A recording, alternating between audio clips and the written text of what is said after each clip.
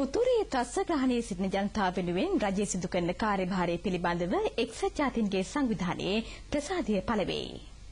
ජනාධිපති ජ්‍යෙෂ්ඨ උපදේශක පාර්ලිමේන්තු මන්ත්‍රී බැසිල් රාජපක්ෂ මහතා ජගත් මහලේකම් බෑන් කී මූන් මහතා හමු අවස්ථාවේදී මෙම ප්‍රසාදය පළව තිබේ. නිව්යෝර්කයේ එක්සත් ජාතීන්ගේ සංවිධාන මූලස්ථානයේදී මෙම හමුව සිදුවිය. මූලස්ථානට පැමිණි බැසිල් රාජපක්ෂ මහතා සුහදව පිළිගත් එම නිලධාරීහු අන්තරුව බෑන් කී මූන් මහතා වෙත කැඳවාගෙන ගියහ. ඉතා සුහදව රාජපක්ෂ මහතා පිළිගත් බෑන් කී මූන් මහතා ශ්‍රී ලංකාවේ වත්මන් තත්ත්වය පිළිබඳව දීර්ඝ වශයෙන් සාකච්ඡා කළේය. විශේෂයෙන් මේ වන විට උතුරු පළාතේ ක්‍රියාත්මක වන මානුෂික මෙහෙයුම් පිළිබඳව දැඩි අවධානය යොමු විය. LTT ත්‍රස්තග්‍රහණයේ පසුවන ජනතාවගේ ආරක්ෂාවත් ඔවුන් වෙනුවෙන් රජය ක්‍රියාත්මක කරන සහන සේවා පිළිබඳවත් රාජපක්ෂ මහතා ජගත් මහලේකම්වරයා දැනුවත් කළේය.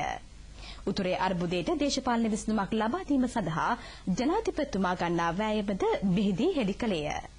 සිවිල් ජනතාවගේ ආරක්ෂාව සහ ඔවුන්ගේ සමාජ සුබසාධන කටයුතු වලට එක්සත් ජාතීන්ගේ සංවිධානයේ පූර්ණ සහයෝගයද මෙහිදී පළ කෙරිණ.